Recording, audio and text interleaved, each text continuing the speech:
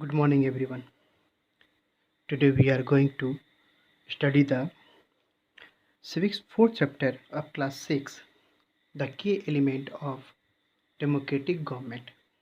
In last two classes, we study about the participation, accountability, and the conflict resolution. In this class, we are going to study about the equality and justice. Equality is the most important feature of a democracy. Universal adult suffrage ensures political equality in India, but social and economic inequality continue to exist in the country.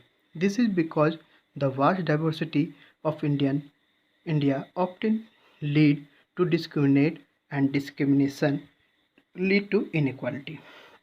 And whenever there is inequality, there is a denial of justice. In a democracy, it is the duty of the government to take measures to order inequality and ensure justice. Some of the steps taken by the government toward this end. One, One of the most common causes of discrimination in India is the caste system.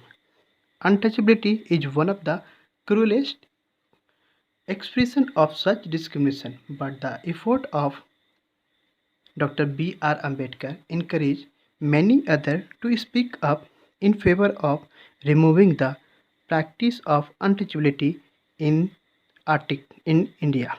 Article 17 of the Constitution of India made the practice of untouchability an offence punishable by the law. To ensure social equality, the Constitution of India introduced the policy of reservation for scheduled caste and scheduled tribe. Seats are reserved for them in parliament and in government run school and colleges. Jobs were also reserved for them in public sector organization.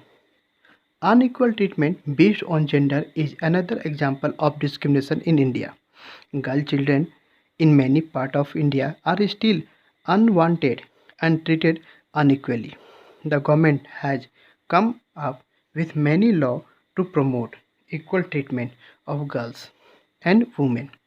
Law ban the practice of female ferticide and infanticide, dowry, child marriage, and domestic abuse in marriage.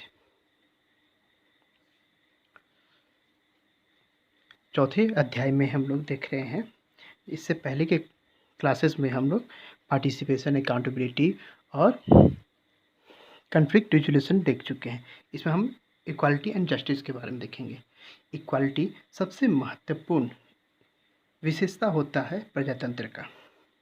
वैश्विक मताधिकार मिलने से राजनीतिक समानता आई है भारत में। वैश्विक मताधिकार मिलने से समानता आई है राजनीति में भारत में, लेकिन वहीं पे सामाजिक और आर्थिक असमानता लगातार बढ़ती ही जा रही है देश के अंतर्गत। इसका मुख्य कारण यह कहा गया है कि इसमें विभिन्न प्रकार के भिन्नता के कारण हो रहे असमानता के चलते ये मौजूद है। जब कभी भी इस तरह के असमानता होती है तब वहाँ पे न्याय भी जो है दूर होता जाता है। एक प्रजातंत्र में यह सबसे प्रमुख कार्य है सरकार का कि कुछ महत्वपूर्ण कदम उठाए असमानता और अन्याय को दूर करने के लिए। उसमें से कुछ मुख्य कार्य जो सरकार की तरफ से किए जाते हैं, जो कि इस असमानता और अन्याय को दूर करने के लिए वो प्रमुख इस तरह से हैं।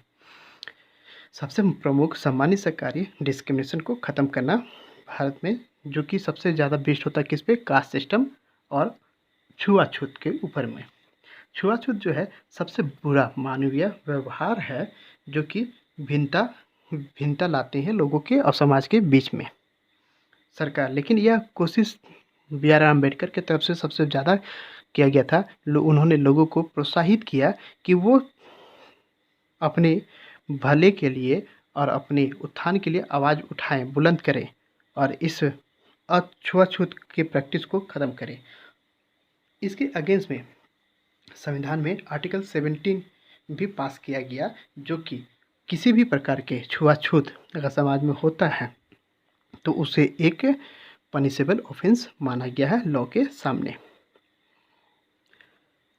दूसरा, सामाजिक समानता लाना, जो कि कॉन्स्टिट्यूशन में ये प्रावधान किया गया कि एक सभी जगह पे सामाजिक रूप से समानता जाति और उसके लिंग के आधार पर सभी जगह पर होना चाहिए। इसके लिए सरकार के द्वारा सीट रिजर्व किए गए हैं संसद में, सरकार के द्वारा चलाए जा रहे स्कूल और कॉलेजेस में, और यहाँ तक कि सरकारी नौकरियों में भी समानता के लिए सीट रिजर्व किए गए हैं, खास करके पिछड़ी जाति और जनजाति के लिए। और असमान व्यवहार, जो कि खास करके लिंग के आधार पर किया जाता था, भारत में ये भिन्नता का प्रमुख कारण था, जिसमें खास करके जो लड़की या बच्चियाँ जो होती हैं देश की, उसको अभी भी अनवांटेड माना जाता है और उनके साथ असमानता का व्यवहार किया जाता है। सरकार ये कोशिश कर रही है कि उनको एक समान अधिकार देकर उनको, महिलाओं को सुरक्षित रखा जाए।